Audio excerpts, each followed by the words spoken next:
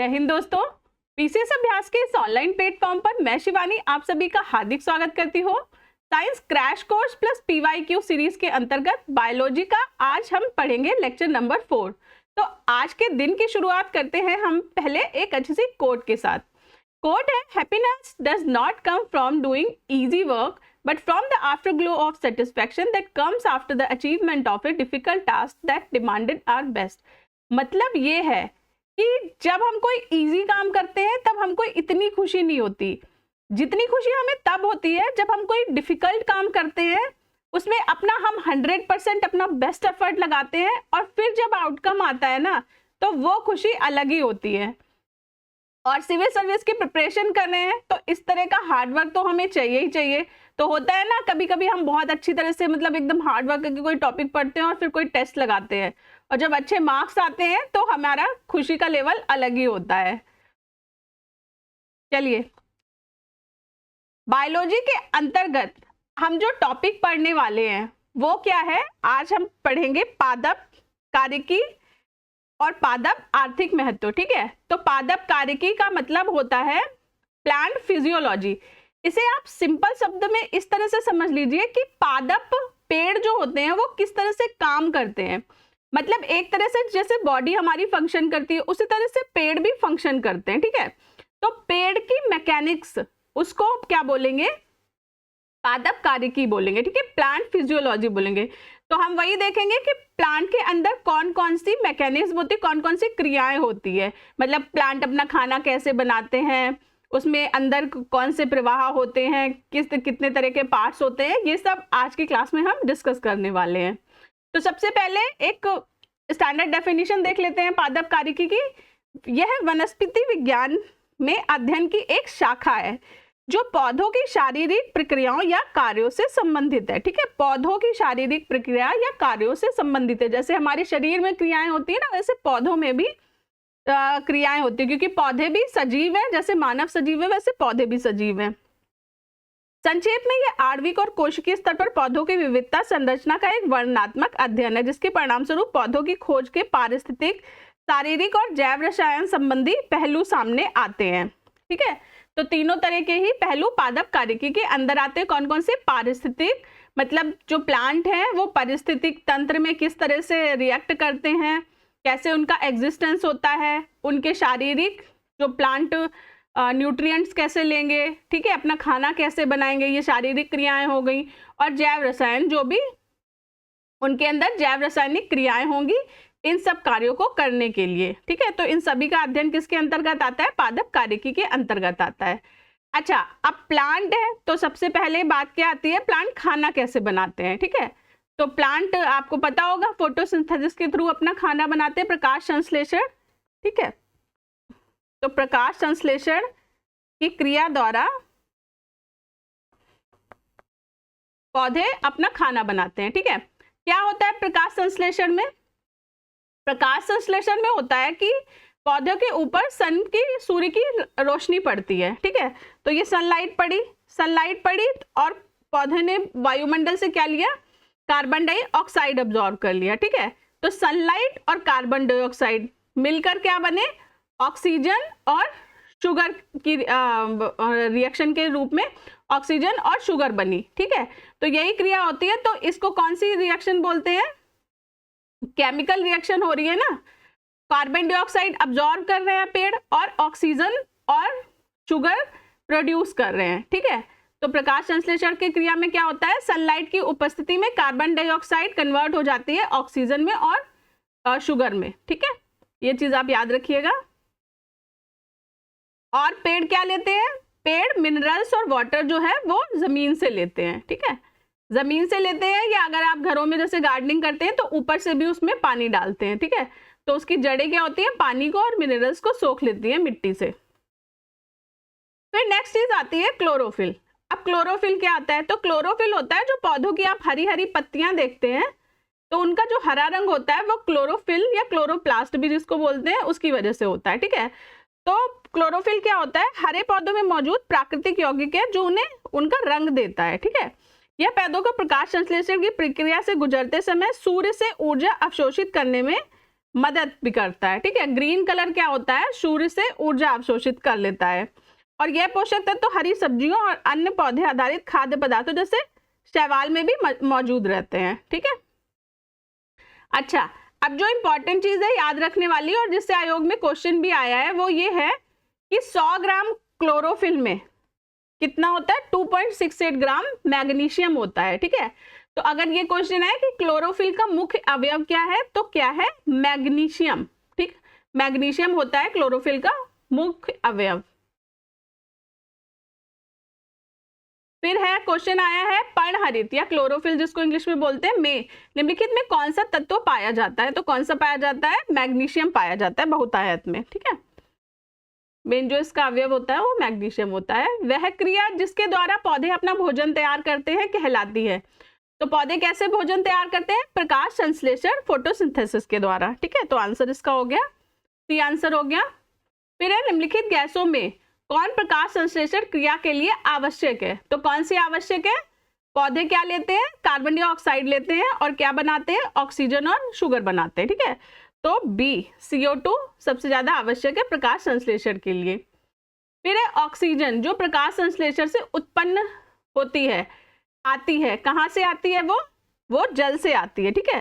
जो पानी ऑब्जॉर्व करते हैं पेड़ उनसे आती है वो ऑक्सीजन। फिर क्वेश्चन है पृथ्वी पर अधिकांश ऑक्सीजन उत्पादित होती है, तो कहाँ से होती है, शैवालों से, ठीक है। और पहले की क्लासेस में हमने देखा था कि शैवालों ने क्या किया था, पहले जब अर्थ बनी थी उस टाइम पर पृथ्वी पर ऑक्सीजन नहीं थी, ठीक है। बाद में साइनोबैक्टीरिया आए और साइनोबैक्टीरिया के एक तरह के शैवाली है, तो उन्होंने क्या करा, उन्होंने ऑक्सीजन प्रोड्यूस करनी शुरू करी शुरुआती अर्थ में। उसके बाद धीरे धीरे वायुमंडल में जब ऑक्सीजन आई तो उस ऑक्सीजन से फिर दूसरे जीव जंतुओं का विकास हुआ, ठीक है। तो अब आज की डेट में भी जो ज्यादातर ऑक्सीजन उत्पादित होती है वो किससे होती है, शैवालों से, क्योंकि शैवाल का है, जितना भी सी एरिया है, जितना भी समुद्र है, वहां पर शैवाली तो है, तो वो बहुत बड़े अमाउंट में ऑक्सीजन उत्पादन करते हैं आज की डेट में भी, ठीक है। प्रकाश संश्लेषण में कौन सा प्रकाश सबसे अधिक प्रभावी होता है, तो देखिए प्रकाश के रंग 7 होते हैं, ठीक है, हमने देख चुके हैं, प्रकाश वाली क्लास में भी देख चुके हैं और भी बीच में 2-3 लेक्चर्स में आए थे। तो 7 रंग होते हैं, कौन से होते हैं, विबग्योर, ठीक है, तो विबग्योर होते हैं। अब इसमें से भी जो प्रकाश संश्लेषण के लिए सबसे उपयोगी कलर होता है वो याद रखिएगा कौन सा होता है, लाल रंग, ठीक। रेड कलर सबसे ज्यादा उपयोगी होता है प्रकाश संश्लेषण के लिए, ठीक। तो आंसर इसका हो गया ए। और क्यों होता है, क्लोरोफिल लाल क्षेत्र के प्रकाश को अवशोषित करता है, ठीक है। क्लोरोफिल द्वारा लाल का प्रकाश का अवशोषण सबसे अधिक होता है, इसलिए यह प्रकाश संश्लेषण के लिए सबसे प्रभावी तरंग दैर्ध्य है। प्रकाश संश्लेषण में हरा प्रकाश सबसे कम प्रभावी है, ठीक है। तो ग्रीन तो सबसे ज्यादा रेड कलर तो सबसे ज्यादा प्रभावी और ग्रीन कलर सबसे कम प्रभावी, ठीक है। ये चीज आप याद रखिएगा। फिर क्वेश्चन है कृत्रिम प्रकाश। कृत्रिम मतलब जैसे बल्ब लगा दिए या ट्यूबलाइट से प्रकाश कर दिया, क्या करता है, प्रकाश संश्लेषण का कारण हो सकता है, ठीक है। तो कभी कभी कई बार क्या होता है कि जो आर्टिफिशियल लाइट है उसको जलाकर भी प्रकाश संश्लेषण की क्रिया संपन्न कराई जा सकती है। तो सी हो गया इसका आंसर। ये फोटो भी मैंने इसलिए लगा दिया जिससे आपको याद रहे कि बल्ब से भी पेड़ उग सकता है, ठीक है। तो अगर कभी कंफ्यूजन हो जाए एग्जाम के टाइम पे तो याद रखिएगा कि बल्ब को जलाकर भी पेड़ उगाया जा सकता है, तो प्रकाश संश्लेषण किया जा सकता है कृत्रिम लाइट से भी। फिर निम्नलिखित में से कौन अधिकतम कुशलता पूर्वक सौर ऊर्जा को रासायनिक ऊर्जा में परिवर्तित करता है, कौन करता है, तो क्लोरेला, ठीक है। ये आप लर्न कर लीजिएगा, क्लोरेला करता है सौर ऊर्जा को रासायनिक, सनलाइट को केमिकल, सोलर एनर्जी को केमिकल एनर्जी में कन्वर्ट कर देता है, ठीक है। क्लोरा क्या होता है, सिंगल सेल्ड ग्रीन एल्गाई की एक प्रजाति होती है, ठीक है। क्लोरेला, बांग, कछुआ, कसकुट्टा ये नहीं है। अच्छा, अब कार्बन साइकिल। कार्बन साइकिल क्या होती है देख लेते हैं एक बार, कार्बन साइकिल में क्या क्या होता है। ये देखिए सनलाइट आई, ठीक है, उसके बाद प्लांट ने CO2 ली और फोटोसिंथेसिस हुआ, ठीक है। उसके बाद क्या हुआ, डेड ऑर्गेनिज्म और वेस्ट प्रोडक्ट बने, ठीक है, प्लांट ने ये बना दिए। तो उसमें भी कार्बन रहता है, डेड ऑर्गेनिज्म, कोई जानवर मर जाता है या पेड़ों की पत्तियां गिर जाती है, पेड़ सूख जाता है, तो सब क्या है, कार्बनिक है। मनुष्य में भी, जंतुओं में भी कार्बन है और पेड़ों में भी कार्बन है, ठीक है। तो कार्बन यहाँ पे आया। उसके बाद फिर पेड़ों ने इससे लिया, फिर फैक्ट्री का एमिशन हुआ, उससे भी CO2 जनरेट होती है, तो उसका भी मतलब वो भी वायुमंडल में जाती है, ठीक है। फिर प्लांट ने रेस्पिरेशन में निकाला, ठीक है, और एनिमल रेस्पिरेशन, ठीक है। तो हर तरह से कार्बन इस तरह से सर्कुलर रूप में घूमती रहती है। तो आप चार्ट, ये PDF अवेलेबल करा दिया जाएगा टेलीग्राम चैनल पर, आप वहां से ये चार्ट अच्छी तरह से देख लीजिएगा एक बार। अच्छा, अब जो मेन चीज होती है प्लांट में, कि प्लांट में जो खाना बनता है, तो हमने पता चल गया कि रिएक्शन कौन सी होती है, फोटोसिंथेसिस की होती है, ठीक है। पर अब जो प्लांट के अंदर मूवमेंट होता है, जैसे हमारी बॉडी में क्या होता है, हमारी बॉडी में ब्लड फ्लो होता है, ठीक है, उससे हम जिंदा रहते हैं और हमारे खाने के जो मिनरल्स है वो पूरी बॉडी में सर्कुलेट होते रहते हैं, ठीक है, ब्लड फ्लो हमारा हेल्प करता है। उसी तरह से प्लांट में क्या होते हैं, प्लांट में होते हैं जाइलम और फोलेम, दोनों नाम याद रखिएगा, जाइलम, ठीक है, जाइलम और फोलेम होते हैं, दोनों का अलग अलग रोल है, ठीक है। दोनों क्या है, एक तरह से संचलन के लिए, जो प्लांट में चीजें इधर से उधर जाएगी उसके लिए ये वाहक का काम करते हैं, ठीक है, एक जगह से दूसरी जगह पर पहुंचाना। इसमें से जाइलम क्या करता है, जाइलम पहले तो याद रखिएगा वन वे होता है ये, ठीक है, एक डायरेक्शनल होता है, मतलब नीचे से ऊपर की तरह ही चीजों को ले जाएगा, ठीक। और क्या क्या ले जाएगा ये, तो ये ले जाएगा वाटर को और मिनरल को, ठीक है।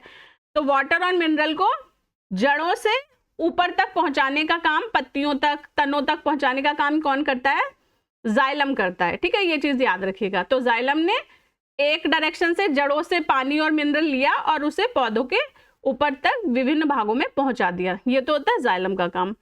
अब दूसरा आता है फोलेम, ठीक है। फोलेम क्या होता है, जाइलम तो वन वे था, एक डायरेक्शन में, फोलेम जो होता है वो 2 डायरेक्शन में वर्क करता है, ठीक है, ऊपर भी ले जाएगा और नीचे भी ले जाएगा, दोनों डायरेक्शन में, ठीक है। तो ये क्या होता है, ये 2 वे, ठीक। और ये क्या क्या ले जाता है, ये वाटर और फूड, ठीक है। तो फोलेम तो वाटर और मिनरल नीचे से ऊपर, और सॉरी, जाइलम वाटर और फूड, सॉरी, जाइलम ने क्या किया, जाइलम ने वाटर और मिनरल नीचे से ऊपर ले गए, ठीक है। और फोलेम ने क्या किया, वाटर और फूड दोनों तरफ, ऊपर भी ले जाएगा नीचे भी ले जाएगा, मतलब पूरी प्लांट में सर्कुलेट करता रहेगा, ठीक है, ऊपर से नीचे की ओर।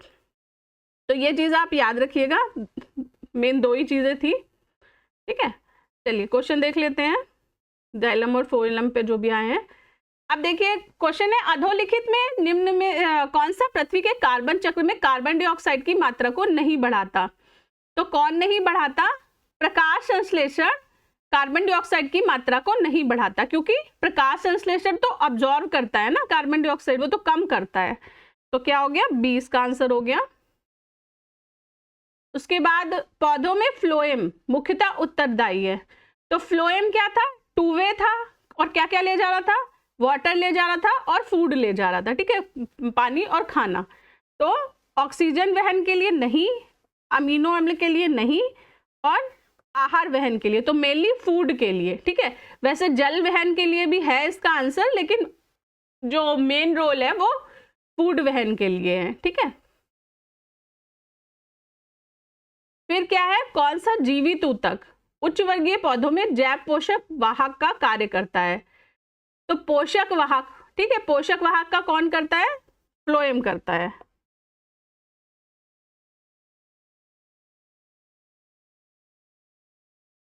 फिर क्वेश्चन है, पौधों में जाइलम परिवहन के लिए जिम्मेदार होता है। तो जाइलम कौन था, जाइलम वन वे वाला, वाटर और मिनरल के लिए, ठीक है, तो वाटर, जल हो गया इसका आंसर, ठीक है, पानी के लिए। फिर क्वेश्चन है, निम्नलिखित में से कौन सा तत्व पौधों में सूक्ष्म पोषक नहीं है। कौन सा सूक्ष्म पोषक नहीं है, तो सूक्ष्म पोषक मैग्नीशियम नहीं है, ठीक है।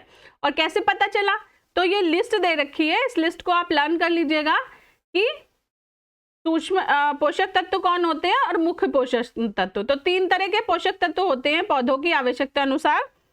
एक तो नंबर 1 होता है मुख्य पोषक तत्व, नंबर 2 होते हैं गौण पोषक तत्व और 3 होते हैं सूक्ष्म पोषक तत्व। ठीक है, तो जो मैग्नीशियम आता है वो गौण पोषक तत्व में आता है, ना कि सूक्ष्म पोषक तत्व में। और गौण में कौन कौन से आते हैं? कैल्शियम, गंधक और मैग्नीशियम, 3 होते हैं। मुख्य पोषक तत्व में नाइट्रोजन, फास्फोरस और पोटाश। ठीक है, एनपीके जो शॉर्ट में आप लिख लीजिए। ठीक है, एनपीके जो होते हैं जिसके लिए हम फर्टिलाइजर भी यूज करते हैं। ठीक है, जो हम उर्वरक का यूज करते हैं वो भी मुख्य पोषक तत्वों को बढ़ाने के लिए करते हैं प्लांट के लिए, जो कि मस्ट होते हैं प्लांट के लिए। ठीक है, तो ये तो हो गया मुख्य पोषक तत्व। और सूक्ष्म कौन कौन से होते हैं? जो कम क्वांटिटी में चाहिए होते हैं पेड़ों को, जैसे लोहा, zinc, copper, manganese, molybdenum, boron, fluorine, ये क्या है? ये सूक्ष्म पोषक तत्व हैं। ठीक है, अच्छा, अब पोषक तत्वों के काम क्या क्या होते हैं? तो ये देखिए, ये साइड में फोटो लगा हुआ है। तो कैल्शियम और बोरान तो होते हैं ग्रोइंग के लिए, ठीक है, बड़ा करने के लिए। नई पत्तियों के लिए कौन कौन आवश्यक होता है? सल्फर, कॉपर, आयरन और मैग्नीज। और मिडिल लीव्स के लिए होता है जिंक। ओल्डर लीव्स के लिए होता है नाइट्रोजन, फास्फोरस और पोटाश, मैग्नीशियम, मॉलिब्डेनम। ठीक है, तो ये अलग अलग तत्वों के काम है कि अलग अलग फंक्शन है सभी तत्वों के। फिर क्वेश्चन है, पौधे नाइट्रोजन को किस रूप में ग्रहण करते हैं? तो किस रूप में ग्रहण करते हैं ये आप याद रखिएगा, नाइट्रेट। ठीक है, नाइट्रेट के रूप में ग्रहण करते हैं पौधे। तो ये आप फोटो देख रहे होंगे, ये देखिए क्या हुआ, नाइट्रोजन एटमॉस्फेयर में थी। ठीक है, तो उसके बाद ये कहाँ पे आई? मिट्टी में मिल गई आके ये नाइट्रोजन। ठीक है, उसके बाद क्या हुआ? इससे अमोनिया फॉर्मेशन हो गया, अमोनिया बन गया। अमोनिया नाइट्राइट में बदला और नाइट्राइट नाइट्रेट में बदला। और फिर ये नाइट्रेट को क्या किया? पेड़ों ने सोखा अपनी जड़ों के माध्यम से। तो ये याद रखिएगा कि कभी भी पौधे जो नाइट्रोजन को ट्रेट के रूप में करते हैं। ठीक है, फिर क्या हो गया? फिर नेक्स्ट क्वेश्चन है, कौन सा तत्व सरसों में तेल की मात्रा बढ़ाने में अत्यधिक उपयोगी है? तो सरसों के तेल की मात्रा बढ़ाने से तात्पर्य है कि इस पोषक तत्व को अगर हम डालें, बढ़ा दें, तो सरसों की उत्पादकता बढ़ जाती है। मतलब फिर सरसों का पेड़ ज्यादा प्रोडक्शन करेगा, ज्यादा उत्पादन करेगा, उसकी यील्ड बढ़ जाएगी। ठीक है, तो कौन सा है ये? सल्फर है। ठीक है, सल्फर को अगर मिला देते हैं तो beside promoting chlorophyll 17 toll formation of oil synthesis, sulphur increases the seed yield of mustard by 12 से 48% तक ज्यादा उत्पादकता बढ़ा देता है सल्फर मस्टर्ड सीड की। ठीक है, और 24% तक रेनफेड कंडीशन से। ठीक है, तो अगर सिंचाई करके उत्पादन किया जा रहा है तो 12 से 48% तक, और अगर रेनफेड कंडीशन में है, बारिश से उगाया जा रहा है, तो 24% से ज्यादा बढ़ा देता है सरसों के तेल की मात्रा। ठीक है, तो उसकी यील्ड बढ़ जाती है। फिर नेक्स्ट क्वेश्चन है, निम्नलिखित में से कौन सा पोषक तत्व दलहनी फसलों में गांठ गठन के लिए आवश्यक है? दलहनी फसलें क्या होती है? लेग्यूम्स, जिसे इंग्लिश में बोलते हैं। ठीक है, लेग्यूम्स। तो लेग्यूम्स क्या क्या होते हैं? जैसे कि राजमा हो गया, मटर हो गई, सफेद मटर, छोले हो गए। ठीक है, ये क्या आते हैं? लेग्यूम्स के अंतर्गत आते हैं श्रेणी के, दलहनी फसलों के। तो ये गांठ गठन में, तो लेग्यूम में जो गांठ होती है उसके लिए कौन होता है? मेन बोरॉन होता है। ठीक है, ये आप लिस्ट एक तैयार कर लीजिएगा कि सरसों में यील्ड बढ़ाने के लिए कौन सा था? सल्फर था। और दलहनी फसलों में गांठ गठन के लिए क्या हो गया? बोरॉन हो गया। ठीक है, अच्छा, अब नेक्स्ट क्वेश्चन है अमरबेल पे। निम्नलिखित कथनों पर विचार कीजिए। कुस्कुटा, या जिसे अमरबेल भी बोला जाता है, परजीवी आवृत बीजी का एक उदाहरण है। तो हाँ, अमरबेल जो होती है वो परजीवी होती है। ठीक है, परजीवी का मतलब है, परजीवी क्या होते हैं? जो दूसरे पे डिपेंडेंट रहते हैं, उससे बेनिफिट लेते हैं। ठीक है, और परिणाम स्वरूप जो परजीवी होता है उसे तो लाभ होता है, लेकिन जिसके ऊपर वो निवास करता है उसे हानि हो जाती है। ठीक है, तो ये परजीवी होते हैं। फिर क्वेश्चन कारण है, यह पोषी पौधों की पत्तियों से अपना पोषण प्राप्त करता है। तो इसमें ये गलत है। ठीक है, पौधों की पत्तियों से प्राप्त नहीं करता।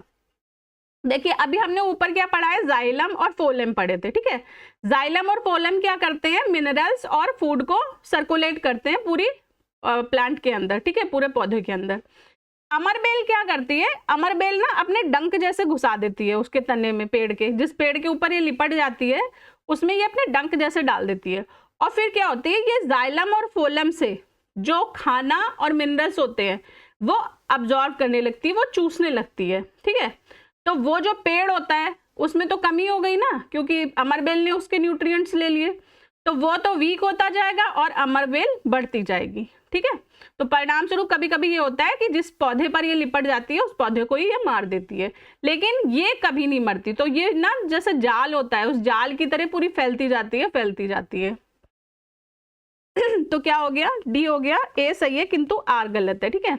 आवृत परजीवी तो होती है लेकिन पत्तियों से नहीं, उसके तनों से और जाइलम फोलम से ये पोषण तत्व तो प्राप्त करती है। तो ये डिटेल भी लिखा है, एक जड़हीन होती है, पत्ती रहित परजीवी जड़ी बूटी है, क्लोरोफिल इसमें नहीं होता है, मेजबान पौधों से होस्टेरियम नामक शाखाओं जैसी संरचनाओं की मदद से मेजबान पौधों से पोषण प्राप्त करती है, ठीक है। तो इसकी जो शाखाएं होती हैं उसे क्या बोलते हैं, हॉस्टोरियम। फिर क्वेश्चन है, फसल लॉगिंग विधि है।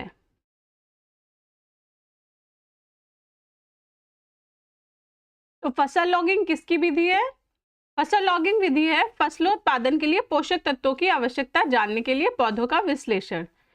फसल लॉगिंग होता क्या है, भौतिक और रासायनिक मापों की एक श्रृंखला द्वारा फसल की प्रगति की निगरानी करने की प्रणाली होती है फसल लॉगिंग, ठीक है। इसमें क्या होता है कि बहुत सारे पेड़ लगा दिए जाते हैं और उसके बाद उसके रासायनिक और भौतिक माप लिए जाते हैं, ठीक है। यह पौधे की पोषण स्थिति का विश्लेषण करता है, ठीक है, कि जैसे मिट्टी में कितने न्यूट्रिएंट्स हैं और इतने टाइम पे पौधों की कितनी वृद्धि हो गई है, ठीक है, और अगर हम न्यूट्रिएंट्स बढ़ा देंगे तो फिर पौधे ज़्यादा ग्रो करेंगे। तो एक तरह से रिसर्च टाइप होती है फसल लॉगिंग, ठीक है। तो फसलोत्पादन के लिए पोषक तत्वों की आवश्यकता जानने के लिए पौधों का विश्लेषण किया जाता है फसल लॉगिंग के अंतर्गत। फिर आता है जो रसायन हार्मोन्स होते हैं, पेड़ों के अंदर कौन कौन से हार्मोन्स पाए जाते हैं, ठीक है। तो जैसे हमारी बॉडी में हार्मोन्स होते हैं ना, इसी तरह से पेड़ों में भी हार्मोन्स होते हैं और वो हार्मोन्स अलग अलग कामों के लिए यूज में आते हैं, ठीक है। तो मेन जो नाम है वो 5 नाम है, इन्हें आप अच्छी तरह से याद कर लीजिएगा कौन कौन से हैं। पहला तो है जिब्रेलिन, ठीक है, दूसरा है ऑक्सिन, तीसरा है साइटोकाइनिन और चौथा है एसिटिलीन या एथिलीन है और पांचवा है एब्सिसिक एसिड, ठीक है। तो ये 5 मेन हार्मोन होते हैं पेड़ों के अंदर, ठीक है। अब इनका अलग अलग फंक्शन होता है। जैसे जिब्रेलिन तो क्या करता है, जर्मिनेशन, बीजों और कलियों में निष्क्रियता को तोड़ने में मदद करता है, ठीक है। तो जब जैसे हम प्लांट को बोते हैं, वह बीज को बोते हैं, तो पहला जो हार्मोन है वो कौन सा वर्क करेगा, वो जिब्रेलिन वर्क करेगा। फिर कोशिका वृद्धि और विभेदन, अब एक बार हमने बीज बो दिया फिर उसमें से सेल्स डेवलप होंगे, क्योंकि पेड़ क्या होते हैं, बहुकोशिकीय होते हैं, ठीक है। तो बीज बोने के बाद सेल्स डेवलप होने शुरू हुए। अब 3 आ जाएंगे हार्मोन, कौन कौन से, एक तो आ गया जिब्रेलिन, दूसरा आएगा ऑक्सिन और साइटोकाइनिन, ठीक है। तो तीनों ग्रोथ के लिए जरूरी होते हैं तीनों हार्मोन। फिर जब बड़ा होगा पेड़ तो उसमें क्या आ जाएगा, फ्लावर आएंगे, उसमें फूल आएंगे, ठीक है। तो फूलों के लिए क्या होगा, एथिलीन और आ जाएगा तीनों के साथ में हार्मोन। उसके बाद फिर फ्रूट डेवलपमेंट, उन फूल से फल बनेंगे, ठीक है। तो फल बनने के लिए फिर से यही चारों, जिन्होंने फूल बनाए थे वही फल बनाने में सहायक होंगे, ठीक है। उसके बाद क्या होगा, उसके बाद आएगा रोल एब्सिसिस का, ठीक है। ये क्या करेगा, बीजों और कलियों में निष्क्रियता को बढ़ावा देता है, ठीक है। तो अब एथिलीन और एब्सिसिक एसिड आ गए। फिर लास्ट क्या है, सीड डॉर्मेंसी, ठीक है। एथिलीन फिर क्या है, हमें इन फलों से फिर से रिप्रोडक्शन के लिए बीज चाहिए होंगे, ठीक है। तो जो एब्सिसिक एसिड होता है वो क्या होता है, सीड डॉर्मेंसी को बढ़ावा देता है। अच्छा, एक चीज आप याद रखिएगा कि फलों के पकने के लिए कौन सा है यूज हो रहा है, एथिलीन यूज हो रहा है, ठीक है। ये तो नेचुरल तरीके से उसमें है प्लांट में, लेकिन कई बार आपने देखा होगा कि फलों को कृत्रिम तरीके से भी पकाया जाता है। जैसे कच्चे केले तोड़ लिए जाते हैं और फिर उनको बड़े से रूम में रख दिया जाता है और उसमें फिर उनको कृत्रिम रूप से पकाते हैं और फिर बाजार में सप्लाई करते हैं, ठीक है। तो उसके लिए भी कौन सी गैस यूज करते हैं फिर लोग, उसके लिए एथिलीन यूज करते हैं, ठीक है। ये चीज आप याद रखिएगा कि इधर एथिलीन हार्मोन है और अगर हमें बाहर फलों को पकाना है तो एथिलीन गैस का यूज किया जाता है। तो फिर उसके बाद क्वेश्चन है, निम्न में से कौन सा पादप हार्मोन है। तो पादप हार्मोन अभी हमने पढ़ा कौन सा है, इंसुलिन नहीं है, इंसुलिन तो मानव बॉडी में बनता है। अच्छा, कमेंट करके बताइए कि अगर हमारी शरीर में इंसुलिन की कमी हो जाती है तो हमें कौन सा रोग हो जाता है, ठीक है। कमेंट बॉक्स में इस क्वेश्चन का आंसर करिए। दूसरा है थायरॉक्सिन। तो थायरॉक्सिन की से क्या होता है, ये भी एक बीमारी के लिए ही वो है, रिस्पॉन्सिबल है हमारी बॉडी में। तो थायरॉक्सिन से क्या होता है ये भी कमेंट में बताइए। इंसुलिन और थायरॉक्सिन से 2 बीमारियां होती हैं, ठीक है। तो दोनों के नाम कमेंट बॉक्स में बताइए। फिर साइटोकाइनिन, ठीक है। तो साइटोकाइनिन हमने देखा कि ये प्लांट हार्मोन है, पादप हार्मोन है, ठीक है। फिर निम्न में से कौन सा पादप हार्मोन नहीं है। अब कौन सा नहीं है, तो इंसुलिन नहीं है, ठीक है। इंसुलिन मानव शरीर में होता है और साइटोकाइनिन, एथिलीन, जिब्रेलिन, ये तीनों क्या है, प्लांट हार्मोन है। फिर क्वेश्चन है, सूची 1 को सूची 2 से सुमेलित कीजिए तथा सूचियों के नीचे दिए गए कूट से सही उत्तर चुनिए, ठीक। तो अब क्या है क्वेश्चन है, तो जैसे सबसे पहले ही पहला हार्मोन कौन सा है, ऑक्सिन। ऑक्सिन क्या करता है, शिखर प्रधानता के लिए रिस्पॉन्सिबल होता है, ठीक है। तो ए का हो गया 4। उसके बाद जिब्रेलिन। जिब्रेलिन क्या होता है, जिब्रेलिन होता है कोशिका वृद्धि के लिए रिस्पॉन्सिबल। तो ए का 4 और बी का 1 हो गया। तो ए का 4 और बी का 1, ठीक है। तो आंसर क्या हो गया, अभी तो दोनों में ही सेम आ रहा है। उसके बाद साइटोकाइनिन जो होता है वो कोशिका विभाजन के लिए होता है। तो सी का हो गया 2, ठीक है। और सी का 2 होते ही कौन सा आंसर आ गया, बी आ गया, क्लियर। और डी का 3 एबिसिस अम्ल क्या होता है, वृद्धि अवरोधक के रूप में कार्य करता है। एबिसिस का सबसे लास्ट में था ना रोल, वो वृद्धि अवरोधक होता है, फिर वो सुखा देता है, ठीक है, फिर से बीजों को, और फिर हम उन बीजों को दोबारा से यूज करने के लिए मतलब दोबारा रिप्रोडक्शन के लिए यूज करते हैं बीजों को। तो एबिसिस सबसे लास्ट में वर्क करेगा वृद्धि अवरोधक के लिए, ठीक है। फिर है क्वेश्चन है, सूखा सहिष्णुता से संबंधित हार्मोन है। सूखा सहिष्णुता, ठीक है। तो क्या हो गया, ये एबिसिस सबसे लास्ट में जो वर्क कर रहा है। फिर क्वेश्चन है, निम्नलिखित कथनों पर विचार कीजिए। जेली रुदन का कारण अम्ल की अधिकता है। तो जेली रुदन का कारण सही है, अम्ल की अधिकता का होना है। उसके बाद गन्ने के लिए सर्वाधिक अनुकूल जैव उर्वरक राइजोबियम है। गन्ने के लिए, तो गन्ने के लिए राइजोबियम नहीं है, गन्ने के लिए कौन सा है, एसिटोबैक्टर बैक्टीरिया सबसे ज्यादा उपयुक्त होता है जैव उर्वरक के रूप में, ठीक है। तो याद रखिएगा एसिटोबैक्टर बैक्टीरिया, ये जब हमने जैव उर्वरक वाला चैप्टर पढ़ा था तब भी ये वाला नाम वहां पर आया था उस चार्ट में, अजोला, एसिटोबैक्टर, ठीक है। उसके बाद है नमकीन पानी में उगाए जाने वाले पौधे थैलोफाइट्स कहलाते हैं। तो ये भी हम पहले की लेक्चर्स में देख चुके हैं कि नमकीन पानी में उगाए जाने वाले पौधे क्या कहलाते हैं, हेलोफाइट, ना कि थैलोफाइट, हेलो, ठीक, HALO। फिर है सुषुप्तावस्था तोड़ने वाला हार्मोन है साइटोकाइनिन। तो हाँ ये सही है, ठीक है, 4 सही हो गया, तो 1 सही हो गया और 4, और आंसर हमारे क्या हो गया, केवल 1 और 4, ठीक है। तो जो हमने वो चार्ट देखा है कि कौन सा हार्मोन किसके लिए रिस्पॉन्सिबल है, वो वाला चार्ट आप अच्छे से लर्न कर लीजिएगा, क्योंकि उस पर डायरेक्ट क्वेश्चन आए हुए हैं कि कौन सा पादप हार्मोन कौन सा नहीं है, या किस पादप हार्मोन का क्या कार्य है, इस पर सभी पर क्वेश्चन आए हैं। फिर क्वेश्चन है नेक्स्ट, कच्चे फल को पकाने के लिए जिस गैस का प्रयोग होता है।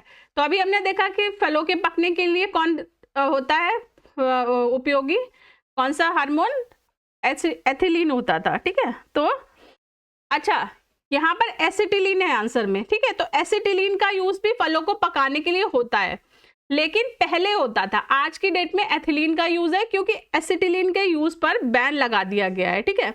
तो ये आप देख रहे होंगे नीचे डिटेल है, prevention of food adulteration rule 1955 की धारा 44 के तहत एसिटिलीन गैस से फलों को पकाने पर प्रतिबंध है, ठीक है। तो आज की डेट में प्रतिबंध है, और आज की डेट में कैल्शियम कार्बाइड मौजूद नमी से प्रतिक्रिया करके एसिटिलीन गैस बनाता है, जिससे फल पकता है। अच्छा, इसमें लिखा है कि आज की डेट में फलों को पकाने हुए तो एथिलीन को अधिक सुरक्षित और स्वीकार्य माना जाता है, ठीक है। तो आज तो एथिलीन यूज होता है, लेकिन अगर क्वेश्चन में आपको एसिटिलीन दे रखा है तो एसिटिलीन भी उसका आंसर हो जाता है। बैन है, लेकिन पकाता तो है ही वो अभी भी। फिर है सूची 1 को सूची 2 से सुमेलित कीजिए। कृत्रिम रूप से फलों को पकाया जाना, तो किससे पकाया जाता है, A3 एथिलीन से, ठीक है। तो A का 3 ये हो गया। उसके बाद बेकिंग सोडा होता है सोडियम बाइकार्बोनेट, ठीक है। बेकिंग सोडा का रासायनिक नाम क्या होता है, सोडियम बाइकार्बोनेट। फिर शीतल पेय में यूज किया जाता है कार्बन डाइऑक्साइड, ठीक है, C का 1। तो शीतल पेय में कार्बन डाइऑक्साइड, शीतल पेय का मतलब जो पेप्सी कोल्ड ड्रिंक आप पीते हो ना, फेंटा, पेप्सी, थम्स अप, ये सब, तो इसमें जो वो बबल्स बनते हैं, जो झार जैसा आता है पीने के बाद, वो कार्बन डाइऑक्साइड गैस शीतल पेय में, कोल्ड ड्रिंक में इंसर्ट की जाती है, ठीक है, उसमें मिलाई जाती है। उसी की वजह से उसमें जो फिजीनेस आती है, बबल्स बनते हैं, वो कार्बन डाइऑक्साइड की वजह से ही बनते हैं। फिर है क्वार्ट्ज, क्वार्ट्ज क्या, सोडियम सिलिकेट, ठीक। तो इसका आंसर हो गया B। फिर है पौधों में गूटी लगाने का कार्य किस उद्देश्य की पूर्ति हेतु किया जाता है। गूटी का मतलब होता है कलम लगाना, ठीक है। तो कई बार आपने देखा होगा मेन जो, जैसे कई बार गुलाब के पेड़ों की कलम लगाते हैं, तो कलम क्या होती है, उसके एक तने को, गुलाब के पेड़ के तने को अलग कर लिया जाता है, और फिर तने को डायरेक्ट मिट्टी में गाड़ दिया जाता है, बिना उसके लिए जड़ों की जरूरत नहीं होती, ठीक है। और वो ऑटोमेटिकली अपनी जो तना है वो जड़ें डेवलप कर लेगा, और फिर उसमें नॉर्मल पेड़ जैसा ही हो जाएगा, पत्तियां आ जाएंगी और फूल भी आ जाएंगे थोड़े दिनों के बाद ही। तो ये किसकी टेक्निक है, एक तरह से पौधों का प्रसार ही होता है ना। और ज्यादा पेड़ निकलेंगे ना, एक पेड़ से 10 गूटी बना ली, 10 कलमें बना ली, और फिर उनको 10 जगह लगा दिया, तो 10 पेड़ तैयार हो गए एक पेड़ से।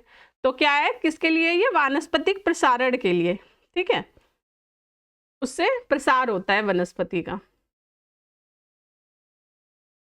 फिर क्वेश्चन है बीज जो प्रतिवर्ष बदला जाता है कहलाता है।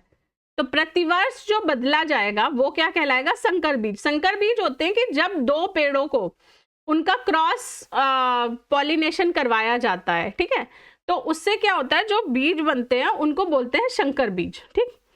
तो संकर बीज या हाइब्रिड सीड जिनको बोलते हैं, जो 2 या 2 से अधिक पौधों के संकरण द्वारा उत्पन्न होते हैं। और संकर बीज जो होते हैं वो फिर हर साल नए लगाने पड़ते हैं, वो फर्दर आगे की पीढ़ी अपनी जनरेट नहीं कर पाते।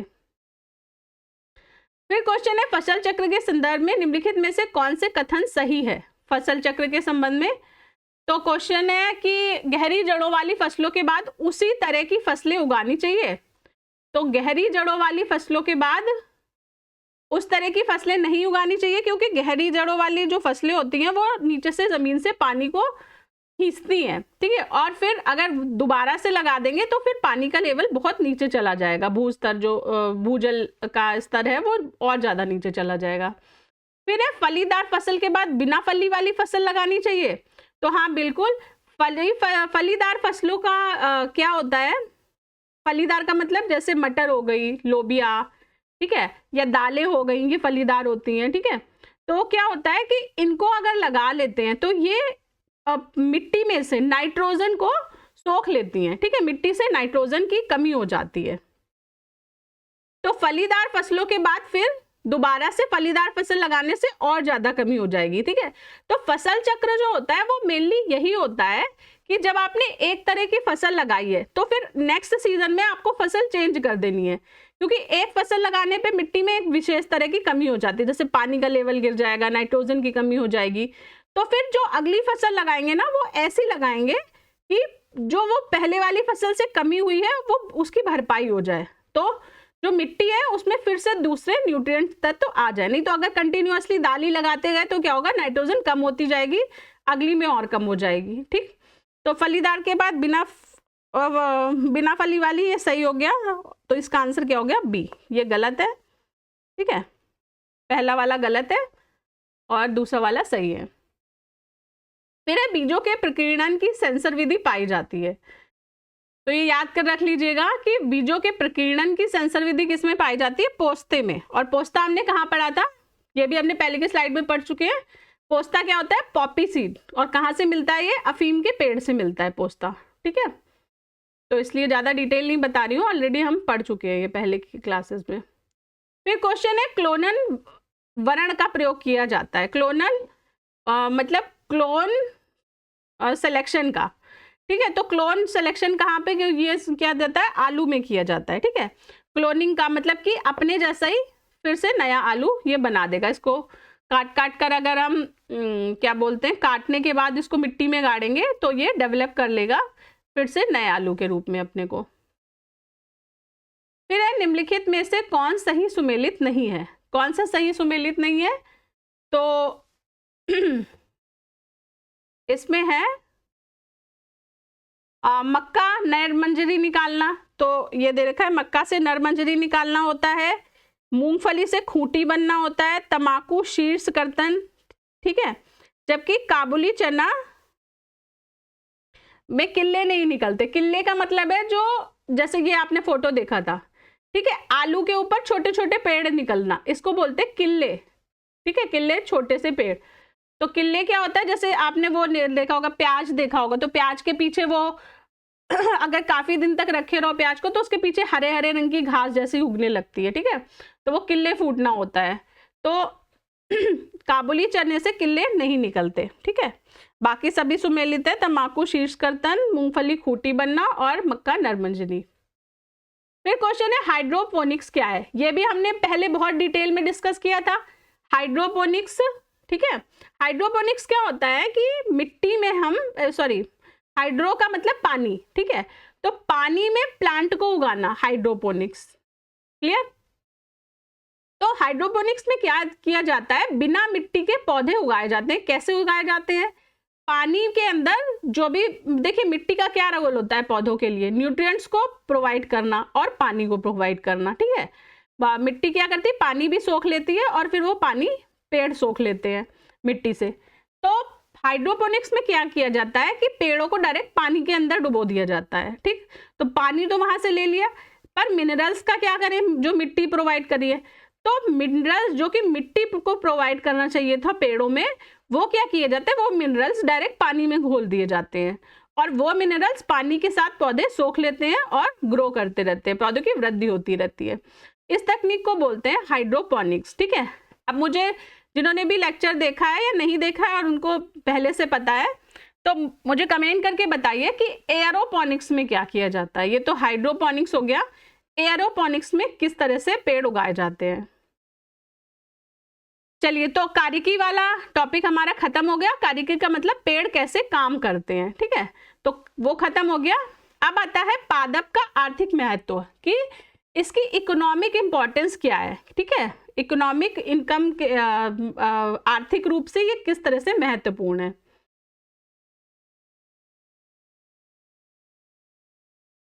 तो आर्थिक रूप से जब बात आ गई तो व्यापार और वाणिज्य की बात आ गई। ठीक है, कि बिजनेस में या सप्लाई में ये किस तरह से हेल्पफुल होते हैं। तो आप देखिए जो क्वेश्चन है ना इसके, वो इंडिविजुअल टाइप क्वेश्चन है। तो वही है कि जब मिक्स टाइप होते हैं तो थ्योरी उस पे की नहीं बनती। कि अब जैसे ये क्वेश्चन है, कंचन एक उन्नत किस्म है, तो इसकी कोई थ्योरी नहीं है। ठीक है, जो प्रोडक्शन हो रहा है आंवले का, उन्होंने नाम दे रखे हैं आंवले को, तो ये एक तरह से लर्न करने वाली चीज है। ठीक है, तो आप एक बार ओवरव्यू ले लीजिए। इस तरह के क्वेश्चन आते हैं कि ये वाली किस्म किसकी है, आलू की, सरसों की, ठीक है। तो कई सारे नाम दे रखे होंगे फसलों के, और उसमें से आपको बताना होता है वो नाम जो है वो, मतलब वो नाम क्या है, एक तरह से ब्रांड है, ठीक है।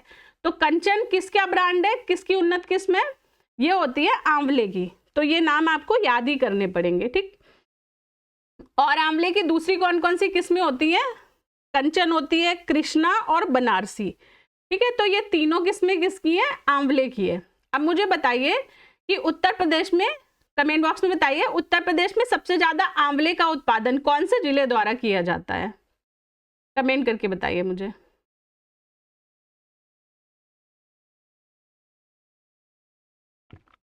चलिए फिर नेक्स्ट क्वेश्चन है, काशी लालिमा निम्नलिखित में से किस फसल की प्रजाति है।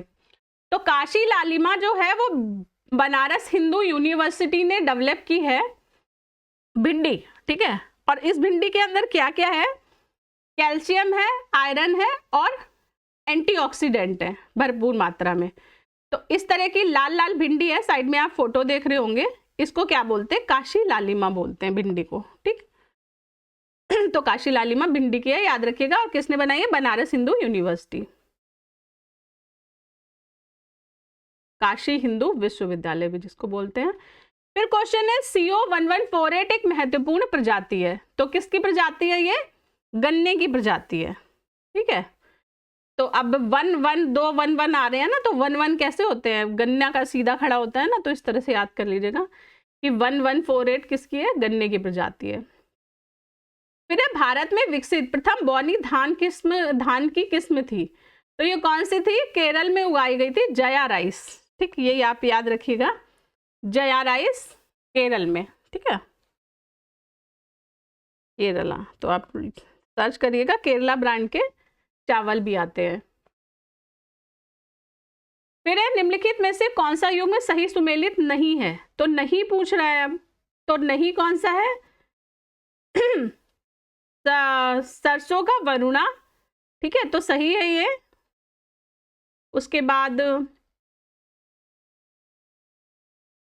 मटर की सपना, ठीक है, तो वरुणा भी सही है, सपना भी सही है, और मूंगफली की कौशल भी। और जो सूर्या है, तो सूर्या किसकी होती है, आम की होती है, आलू की होती है और पपीते की होती है, अलसी की नहीं होती। अलसी का मतलब क्या है, मस्टर्ड, सरसों, तो सरसों की सूर्या नहीं होती।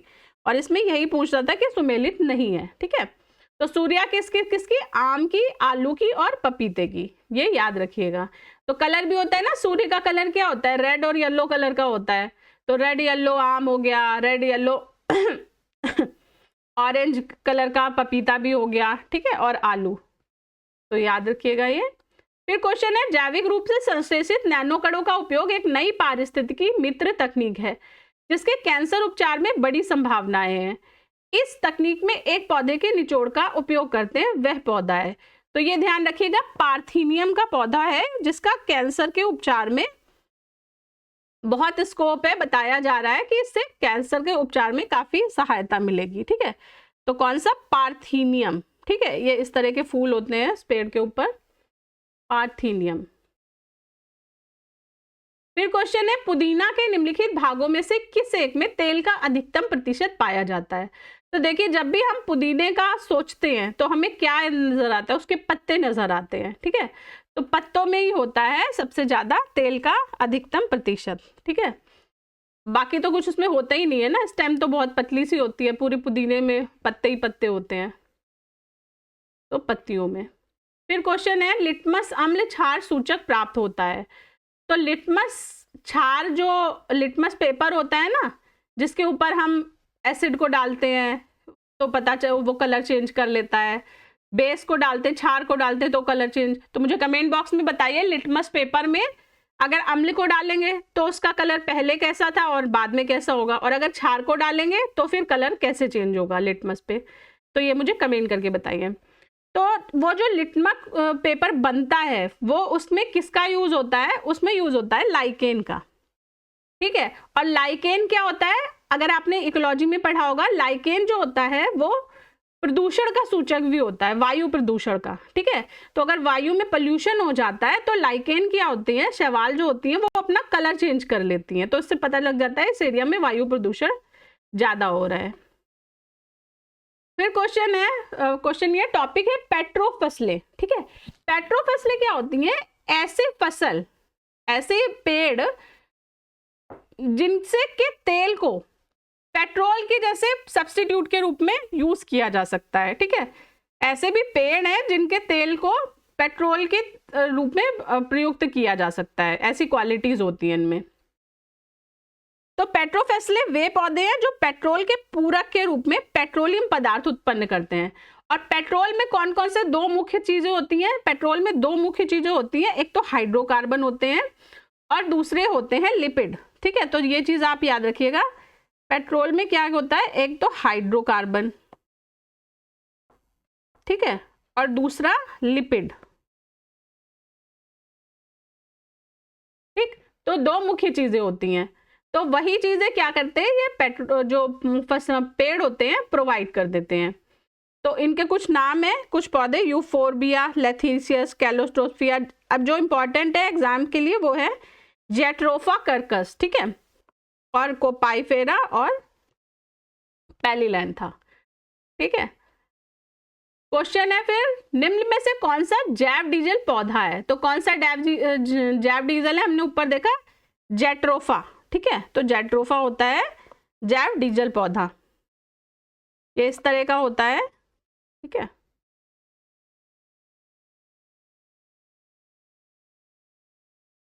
फिर क्वेश्चन है, निम्नलिखित फलीदार पौधों में कौन पेट्रोपादप भी है? तो कौन है पेट्रोपादप? अरहर, चना, मटर। तो ये तीनों तो नहीं है, ठीक है, ये तो क्या है? दालें हैं, लेग्यूम्स।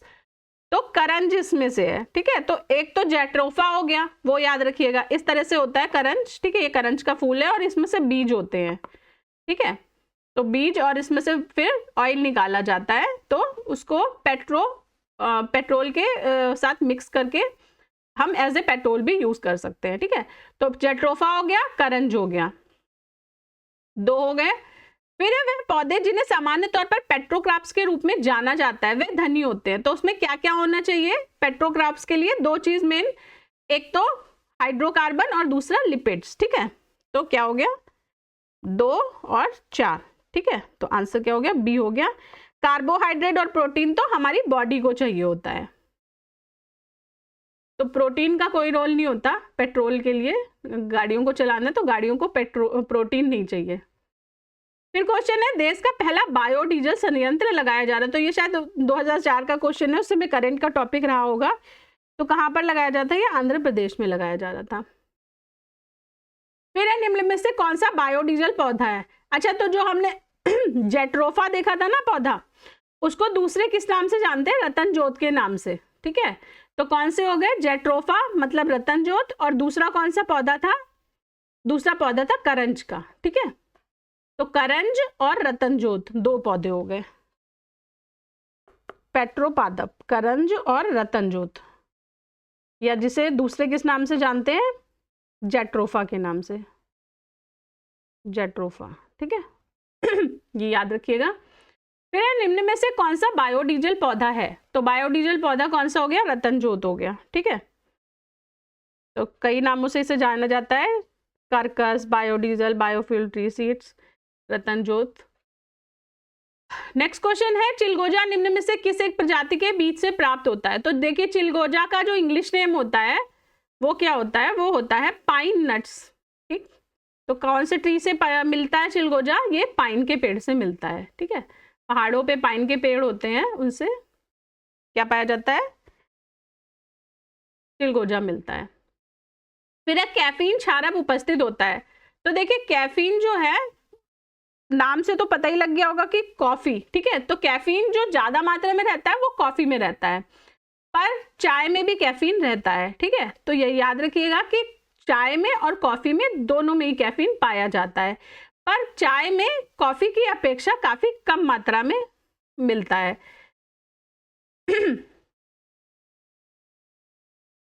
तो अगर कॉफी देखेंगे तो कॉफी में चाय की अपेक्षा लगभग 2.5 गुना ज्यादा कैफीन होता है। तो आंसर इसका क्या हो गया? सी। केवल चाय में, केवल में, नींबू पानी में तो होता ही नहीं है। ऑप्शन भी ऐसा दे देंगे कि तुरंत ही एलिमिनेट हो जाए। फिर है, चाय की पत्तियों में विद्यमान सर्वाधिक महत्व का उत्तेजक है। तो चाय की पत्तियों में कौन है? कैफीन है। और यही देखिए कैफीन ही वही रीजन होता है ना चाय का एडिक्शन, कॉफी का एडिक्शन, की लत लग जाती है उसे पीने की।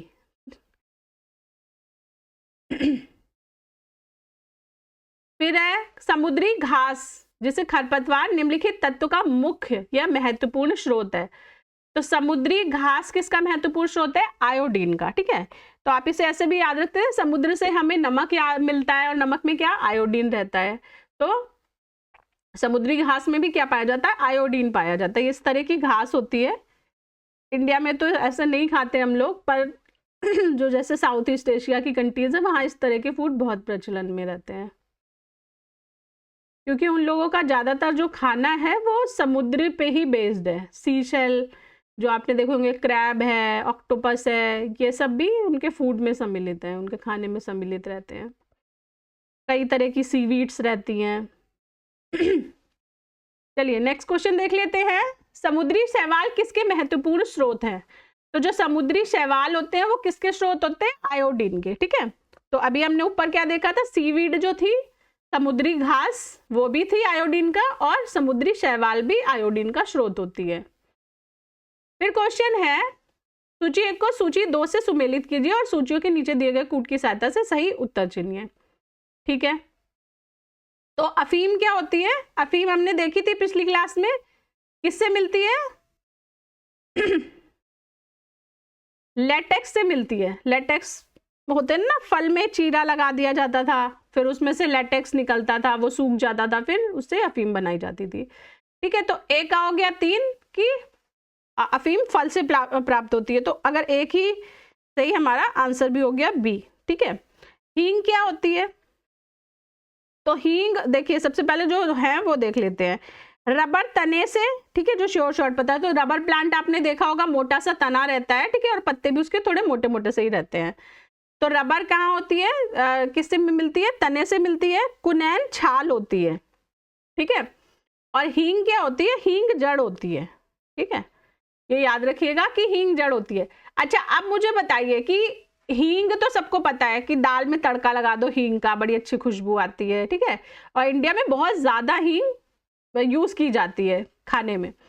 पर क्या आपको पता है कि हींग का जितना ज्यादातर पार्ट होता है वो हम आयातित करते हैं, वो हम इंपोर्ट करते हैं। ठीक है, तो आप बताइए ऐसा कौन सा देश है जिससे भारत सर्वाधिक मात्रा में हींग का आयात करता है? ये चीज आप मुझे कमेंट बॉक्स में बताइए।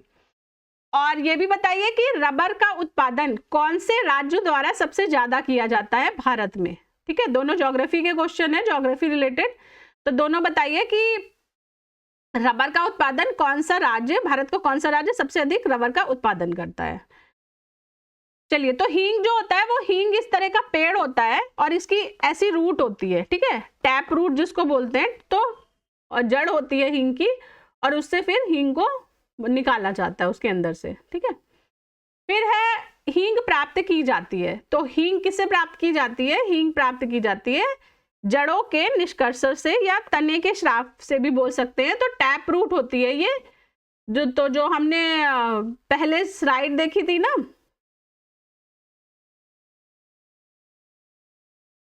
कंद और प्रकंद वाली। ठीक है, तो कंद और प्रकंद टाइप ही होती है हींग का प्रोडक्शन भी। तो आप ये देख रहे होंगे कि यहाँ पर ये हींग के रूट की फोटो हुई है। ठीक है, तो ये टैप रूट की तरह ही होती है। फिर क्वेश्चन है मुख्य मच्छर विकर्षक पदार्थ किससे प्राप्त होता है? ठीक है, तो जो मॉस्किटो रेपिलेंट होता है वो किससे प्राप्त होता है? नीम से प्राप्त होता है। तो जैसे नीम में और भी औषधीय गुण होते हैं, तो एक उनमें से गुण होता है कि मच्छरों को वो दूर भगा देता है। ठीक है, तो जो मच्छरों के लार्वा होते हैं वो नीम के प्रति संवेदनशील होते हैं और उपचार के 24 घंटे के भीतर वे भोजन करना बंद कर देते हैं और मर जाते हैं। तो आप साइड में ये फोटो देख रहे होंगे, ये क्या है? गुड नाइट का फोटो है। ठीक है, तो गुड नाइट ने क्या करा है, अपने जो क्या बोलते हैं, मच्छर भगाने का जो लिक्विड होता है उसमें नीम का उपयोग किया है, 100% नेचुरल इंग्रेडिएंट से बना दिया है इसको। ठीक है, तो मॉस्किटो रिपेलेंट के लिए नीम का यूज करते हैं, ये चीज आप याद रखिएगा। फिर नेक्स्ट क्वेश्चन है तुलसी के पौधे का औषधि महत्व निम्नांकित की उपस्थिति के कारण होता है। तो तुलसी के पौधे में जैसे नीम में बहुत सारे औषधीय गुण होते हैं, उसी तरह से तुलसी में भी होते हैं, ठीक है। तो जो औषधीय गुण होते हैं वो किसकी वजह से होते हैं, ये आप याद रखिएगा, वो होते हैं फिनॉल और फ्लेवोनाइड की वजह से। और तुलसी को इंग्लिश में क्या बोलते हैं, बेसिल बोलते हैं, ठीक है। तो बेसिल होते हैं तुलसी। और क्या होता है, तुलसी के पत्ते के अर्क में फ्लेवोनाइड, सेपोनिन, ग्लाइकोसाइड, फिनॉल आदि उपस्थित होते हैं जो इसके औषधीय गुणों में वृद्धि करते हैं। ये चीज आप याद रखिएगा। फिर क्वेश्चन है,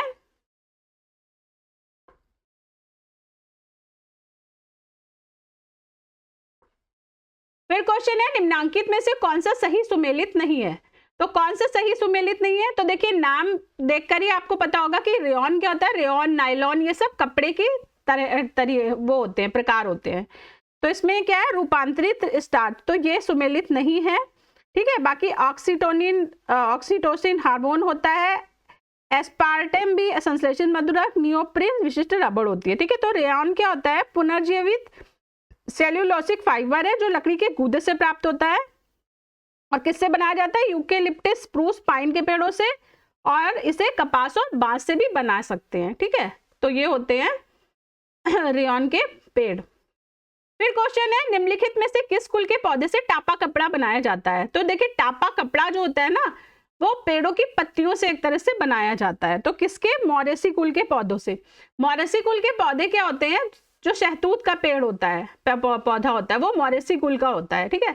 तो इसी तरह के जो सिमिलर पत्ते, जो खुरदरी सी सतह वाले पत्ते होते हैं, वो मॉरेसी कुल के अंतर्गत आते हैं। तो शहतूत से भी क्या बनाया जाता है, सिल्क बनाया जाता है। रेशम के कीड़े छोड़ दिए जाते हैं शहतूत के पेड़ पे, और फिर वो क्या होते हैं, वो सिल्क का उत्पादन कर देते हैं, ठीक है। तो उसमें क्वालिटी होती है कपड़े बनाने वाले फाइबर्स की। तो क्या, जो टापा कपड़ा है वो मोरेसी से। इसी तरह से भारत में विभिन्न लोक कलाएं प्रचलित हैं जिनसे अलग अलग तरीके से चीजों का उत्पादन किया जाता है। फिर क्वेश्चन है, निम्नलिखित युग्म में कौन सा सही सुमेलित है। तो चुकंदर से चीनी बनती है, सही है। शहद से ग्लूकोज फ्रक्टोज, ये भी सही है। उसके बाद कपास सेल्यूलोज कंटेन करता है, ये भी सही है। और दुग्ध में, मिल्क में लैक्टोस होता है, ठीक है। तो सारे के सारे ये सही सुमेलित ही हैं, ठीक। तो ये चीज आप याद रखिएगा कि इन चीजों में क्या क्या पाया जाता है। फिर है मलेरिया और चिकित्सा टॉपिक। तो मलेरिया क्या होता है, मलेरिया सभी को पता है कि मच्छरों के कांटे से मलेरिया हो जाता है, ठीक है। अब ये जो चीज याद रखने वाली है वो ये है कि मलेरिया के उपचार के लिए एक औषधि का प्रयोग करते हैं जिसका नाम है क्विनिन। तो जब भी आप मलेरिया की दवा लेने जाएंगे ना, तो उसमें क्विनिन जरूर देखेंगे। क्विनिन क्या होता है, क्विनिन एक्चुअली स्पेनिश वर्ड क्विना से बना हुआ है, ठीक है। स्पेन में क्विना बोलते हैं। और क्विना क्या होता है, क्विना एक तरह का वृक्ष होता है जिसे बोलते हैं सिनकोना का पेड़, ठीक है। तो सिनकोना के पेड़ के ऊपर, जो तने के ऊपर आप देखते हैं ना, जब तना पुराना हो जाता है तो उसके ऊपर पपड़ी जैसी जम जाती है, छाल बन जाती है तने के ऊपर। तो उस सिनकोना वृक्ष की छाल को क्विना बोला जाता है, और उसी छाल से बनाई जाती है मलेरिया की दवाएं, ठीक है। तो ये याद रखिएगा। अच्छा, मलेरिया क्या होता है, मलेरिया प्लाज्मोडियम परजीवी के कारण होता है, याद रखिएगा। और ये ज्यादातर कहाँ पर होता है, उष्णकटिबंधीय प्रदेशों में ही मलेरिया की समस्या देखने को मिलती है। फिर क्वेश्चन है, मलेरिया रोग की प्रभावी औषधि क्विनैन का निष्कर्षण किससे किया जाता है। तो किससे किया जाता है, सिनकोना की छाल से। अच्छा देखिए, इसमें आंसर में सिनेमन भी है। सिनेमन क्या होता है, दालचीनी होता है, ठीक है। तो दालचीनी की छाल नहीं, दालचीनी से नहीं बनती है मलेरिया की दवा, किससे बनती है, सिनकोना से, ठीक है। तो क्विनैन सिनकोना पेड़ की छाल से आती है। फिर क्वेश्चन है, मलेरिया निदान हेतु आर्टीथर नाम की औषधि प्राप्त होती है। अच्छा, एक तो हो गई क्विनिन, ठीक है, मलेरिया के लिए। दूसरी हो गई आर्टीथर, ये दूसरी तरह की औषधि है। तो ये किससे प्राप्त होती है, ये होती है बीजीय पादप से, बीजीय पेड़ से प्राप्त होती है, ठीक है। तो कवक, जीवाणु और काई से नहीं, जीवाणु के बैक्टीरिया तो इससे नहीं, बीजीय पादप से होती है, ठीक है। तो ये दवा है इस तरह की, आर्टीथर इंजेक्शन यूज करते हैं आर्टीथर के। फिर क्वेश्चन है, सिनकोना की छाल से प्राप्त औषधि को मलेरिया के उपचार के लिए प्रयुक्त किया जाता था। जिस कृत्रिम औषधि ने इस प्राकृतिक उत्पाद को प्रतिस्थापित किया। तो सिनकोना की छाल से पहले यूज की जाती होगी, पर जब मॉडर्न में दवाइयां डेवलप हो गई एलोपैथिक, तो क्या करने लगे, उसकी फिर टैबलेट के रूप में यूज करने लगे। तो फिर उस टैबलेट को ही क्या नाम दे दिया, क्वीन करके नाम दे दिया, तो क्लोरोक्वीन होती है, ठीक है, मलेरिया की। और सिनकोना की छाल में भी क्या होता है, क्विनिन पाया जाता है। फिर है कोरोना रोगियों के उपचार के लिए प्रयुक्त हाइड्रोक्सी क्लोरोक्वीन दवा निम्न में से किस पौधे की छाल से प्राप्त होती है? तो किसकी छाल से प्राप्त होती है, सिनकोना की छाल से, ठीक है। तो याद रखिएगा सिनकोना, क्विनिन, और क्विनिन किसके लिए, मलेरिया के लिए यूज होती है। तो जब कोरोना हुआ था तो कोविड के टाइम पर भी मलेरिया की दवाओं को बहुत बड़ी मात्रा में कोविड से लड़ने के लिए यूज किया जा रहा था, ठीक है। और भारत ने बहुत बड़े अमाउंट में, क्योंकि भारत उष्णकटिबंधीय देश है और मलेरिया के बहुत सारे पेशेंट हैं भारत में, तो भारत ने दूसरे देशों को भी एक्सपोर्ट की थी क्लोरोक्विन उस समय पे। चलिए आज की क्लास मैं यही ख़त्म करती हूँ। अगर लेक्चर पसंद आया हो तो लाइक करें, सब्सक्राइब करें, चैनल को सब्सक्राइब करें अगर आपने चैनल को सब्सक्राइब नहीं किया है, और वीडियो को लाइक करें, कमेंट करें और शेयर करना ना भूलें। नेक्स्ट क्लास में फिर मिलती हूँ, तब तक के लिए जय हिंद।